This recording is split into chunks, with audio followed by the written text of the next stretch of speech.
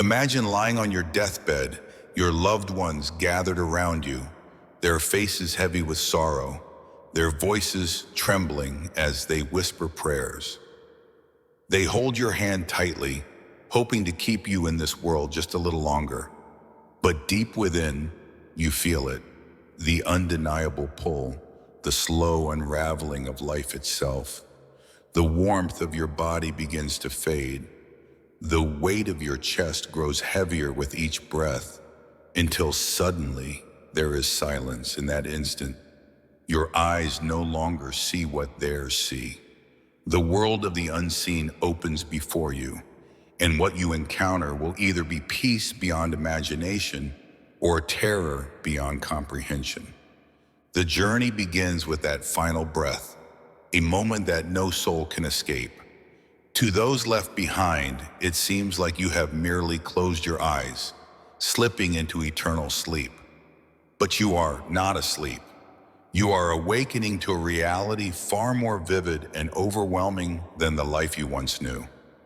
The body lies motionless, but the soul stirs, aware of a separation unlike any other. For the believer whose heart lived in remembrance of Allah, this moment feels strangely familiar, as though long anticipated. The angels of mercy descend, their faces glowing with a light more radiant than the morning sun, their voices gentle, their presence carrying a fragrance sweeter than musk. They call to the soul with words of reassurance. Come out, O pure soul, beloved to Allah, come to forgiveness and mercy. The soul slips out effortlessly, like water flowing from a jug, weightless and free. But for the one who lived in arrogance and rebellion, this moment is dreadful. Their heart trembles as they sense shadows looming over them. The angels who arrive are not gentle nor inviting, but fierce, terrifying in form, with voices that shatter the very core of being. They call the soul with words that strike like thunder. Come out, O wicked soul, hated by Allah, come to punishment and wrath. The soul resists, clinging desperately to the body, refusing to leave the comfort of the material world it once loved. The angels seize it with force, ripping it out like thorns tearing through wet wool. The pain is unlike in any earthly suffering, and the terror of their faces burns into the memory of the departing soul. In that moment, you realize that death is not annihilation, but transition. Everything that was hidden is now revealed. The angels that the living cannot see are as real as the earth that receives your body. The whispers of regret, the prayers you neglected, the deeds you ignored, all rush back with overwhelming clarity. For the believer, joy overwhelms them. For the promises of Allah are true. For the disbeliever, despair drowns them. For the warnings they dismissed have now taken shape before their very eyes. The room of the dying becomes a place of two realities. The family cries and weeps, clinging to the lifeless body, unaware of what truly unfolds. They see only stillness, a body returning to dust. But in the unseen realm, the soul is taken into the hands of angels, honored or disgraced depending on the life it lived. The righteous soul is wrapped in heavenly silk, perfumed with the fragrance of paradise, ascending through the skies as angels along the way call out, "Whose pure soul is this?" until it reaches the heavens, where the gates open with joy. The wicked soul, however, is bound in rough cloth, stinking with the stench of corruption, dragged through the heavens as the gates slam shut in rejection, hurled back to the earth, where its trial will begin. This is the true beginning of the grave, a place that seems silent to the living, but resounds with voices, light, and terror for the dead. The moment of death is the unveiling of truth, the point where certainty replaces doubt, where the unseen becomes seen, and where every promise of Allah takes form before the soul. No wealth, no family, no power can shield one from it. Only faith, only deeds, only sincerity can make the departure gentle. For those who prepared, death is the opening of a door to eternal comfort. For those who turned away, it is the beginning of unimaginable horror. The soul's departure from the body is only the first step. As it is taken from the earthly shell, the angels guide it toward what lies ahead. For the righteous, this journey feels like being carried by a gentle breeze, light and effortless, wrapped in silks that shine brighter than the whitest garments of the world. It is perfumed with a fragrance unknown to mankind, a scent that fills the heavens as it ascends. Along the way, the angels they pass ask with reverence, "Whose soul is this so pure and fragrant?" The angels carrying it respond with names that once echoed in the world below, the names by which the soul was known when it lived a life of faith. And each layer of heaven they approach opens its gates with joy, welcoming the soul upward until it reaches the highest heavens, where it is greeted with peace. The angels record its fate in Eliyin, the register of the righteous, before returning it to the earth where its body lies waiting. For the wicked, the ascent is terrifying. Their soul, dragged out with violence, is wrapped in rough, filthy cloth, carrying a stench worse than any rot known on earth. As the angels pull it upwards, the heavens do not welcome it. At each gate the angels ask, "Whose soul is this, so vile and stinking?" And the reply is a name uttered with disdain, a reminder of the corruption it left behind.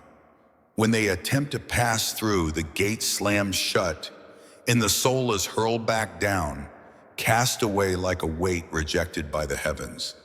It is recorded in Sijin, the register of the wicked, sealed with humiliation, before it too is returned to its body.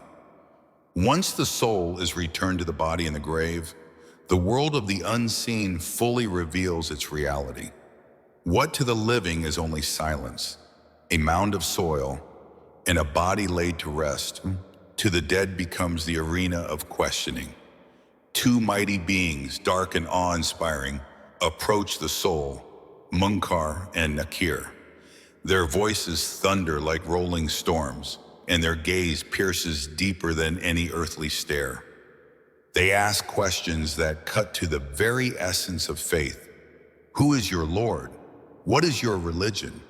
Who is your prophet?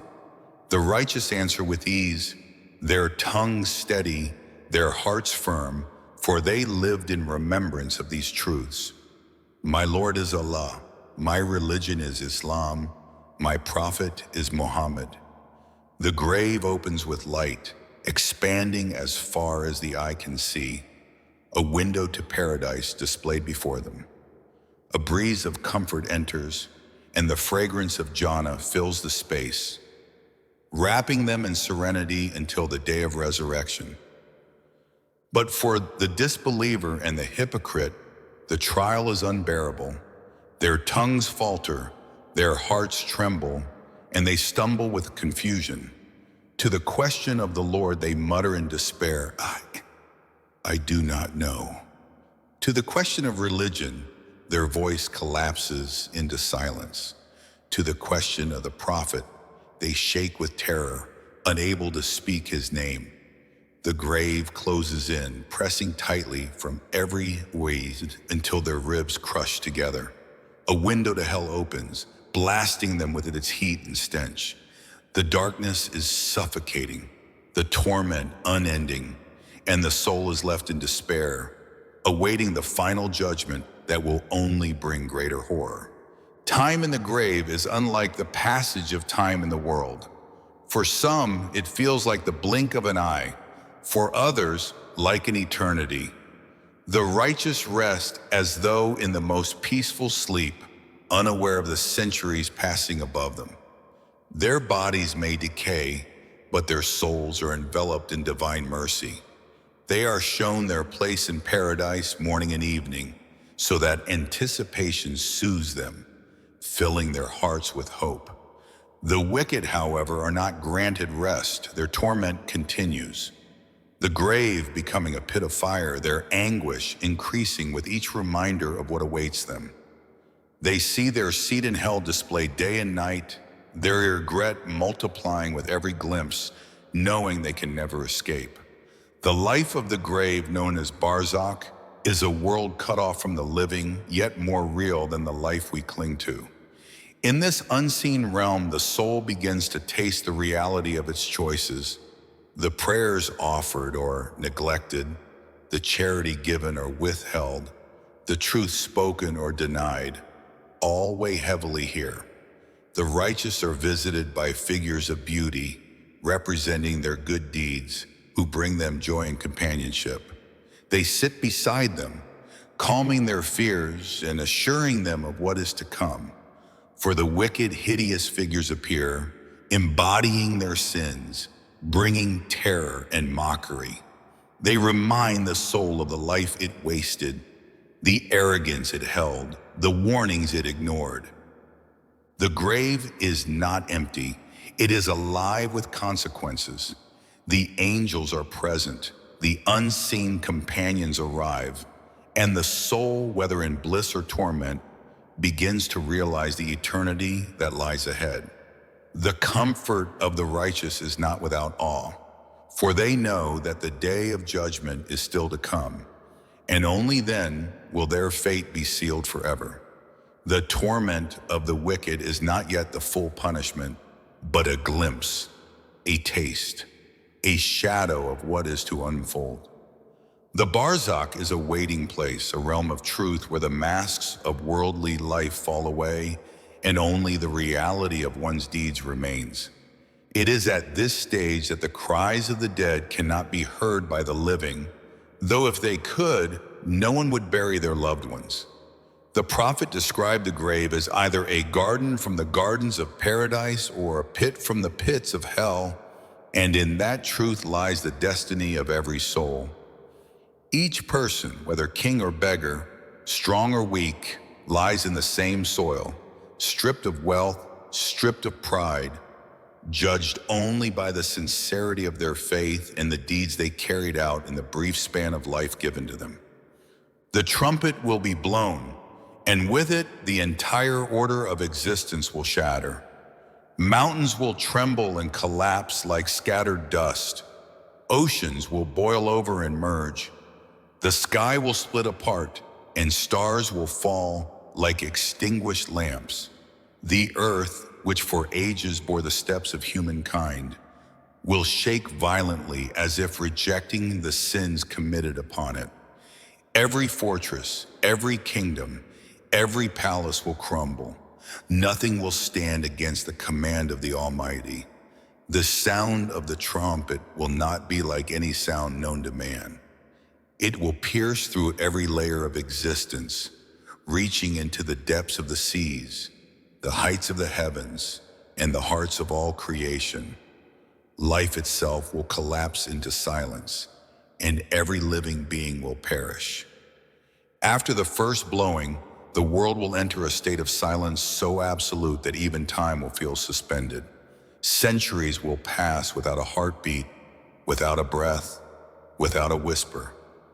The earth will be barren, a wasteland of silence. The only one who remains is Allah, the ever-living, the eternal, who declares, "To whom belongs the dominion this day? To Allah, the One, the Subduer."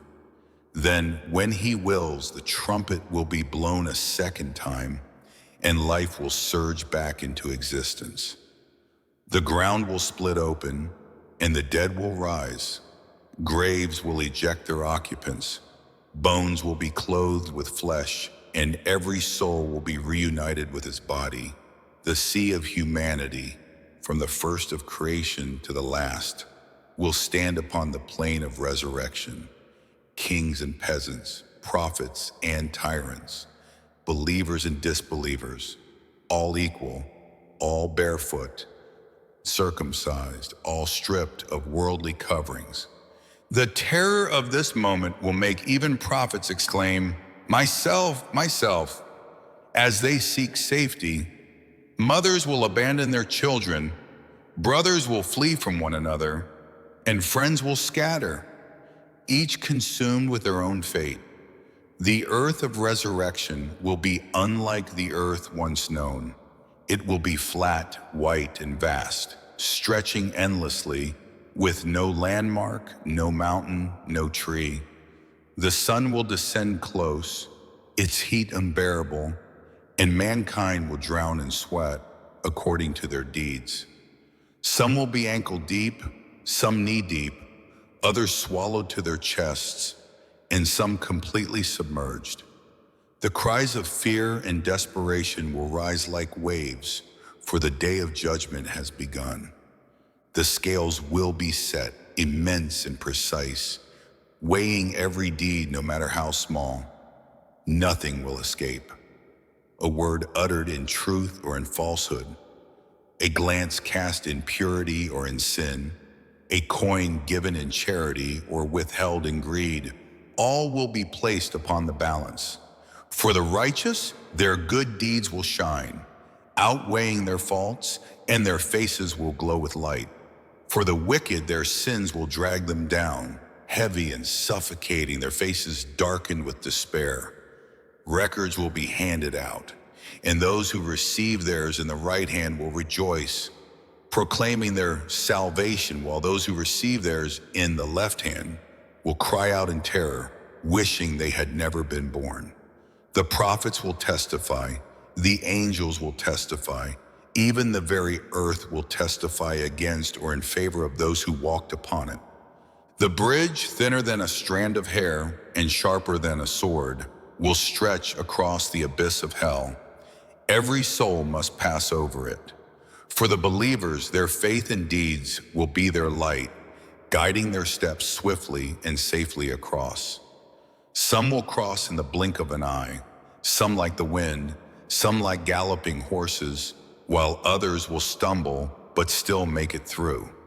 For the hypocrites and the disbelievers, the bridge will be treacherous, and the flames of hell will rise beneath, snatching them down into its depths.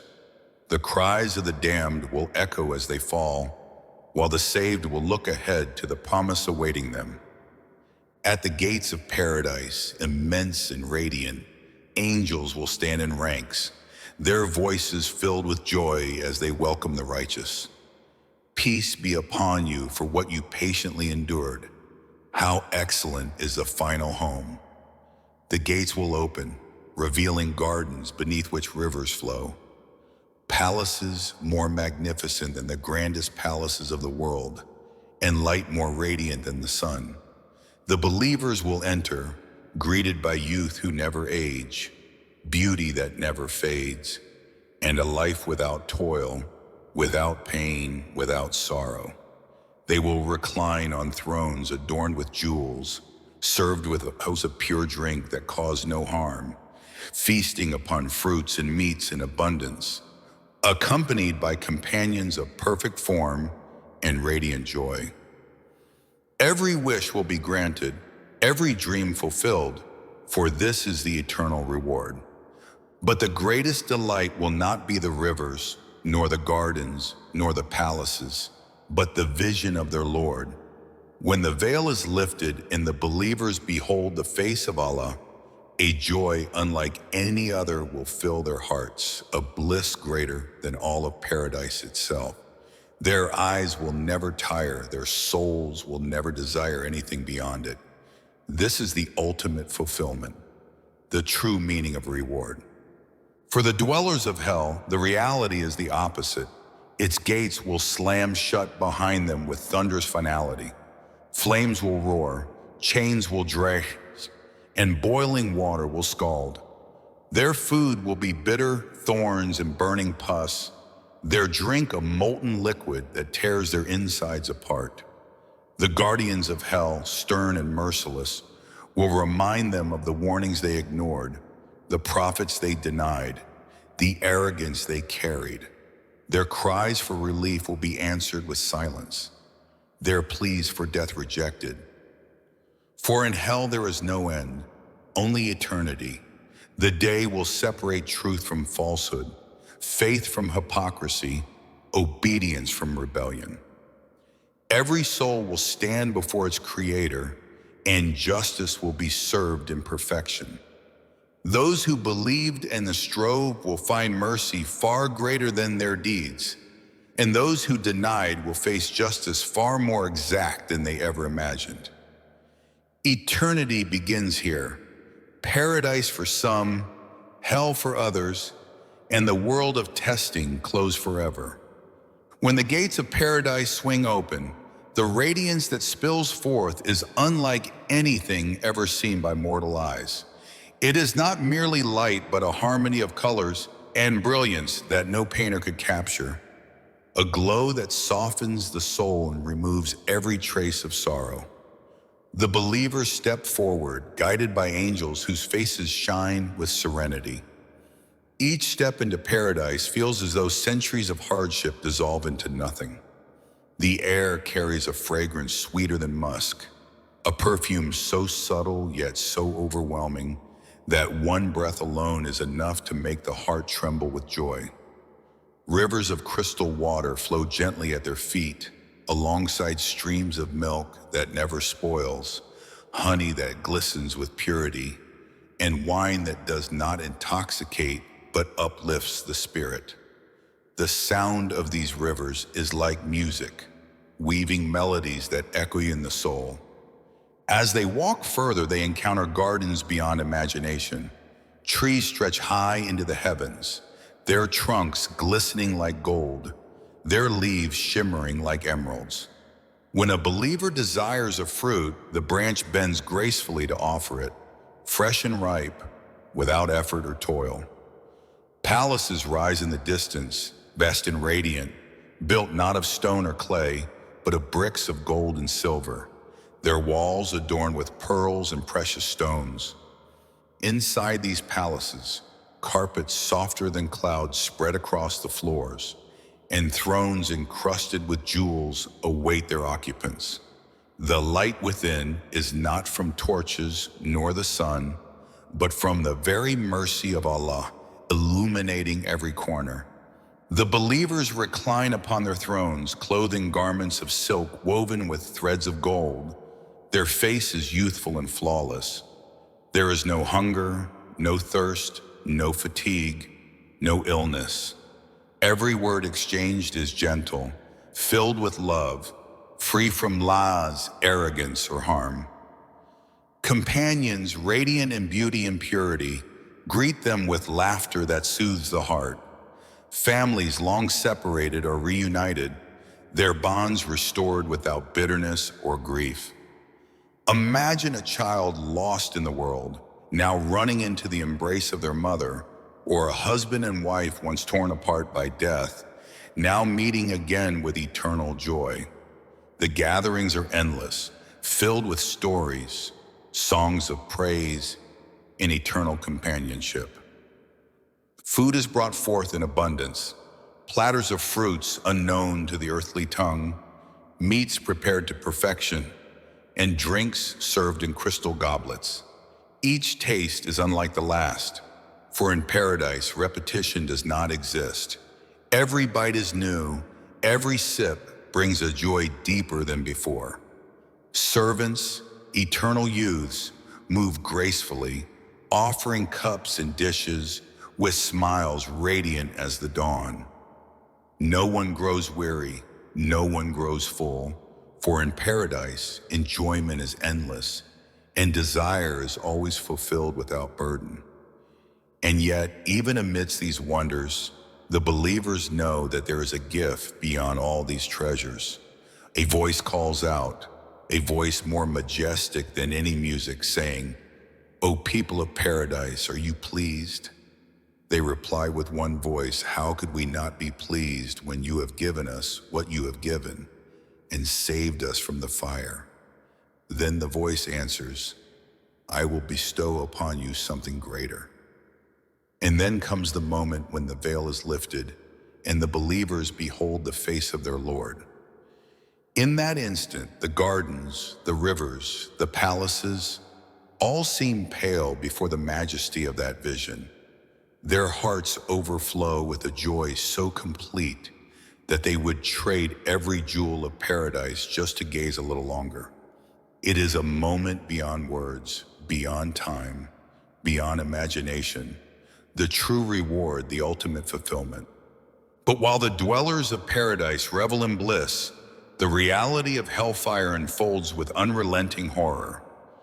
Its gates are massive, forged with iron, and when they close behind those cast into it, the sound reverberates like thunder.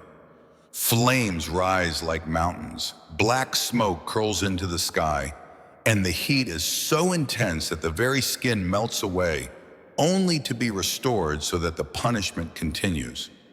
The people within scream for relief, but none comes. Their food is thorns that choke, their drink boiling water that tears through their insides. They beg for death, but death does not come. For this is a prison without escape, a torment without end.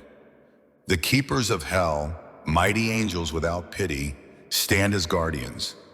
Their voices thunder with commands, reminding the inhabitants of the truth they rejected, the arrogance they carried, the prophets they mocked.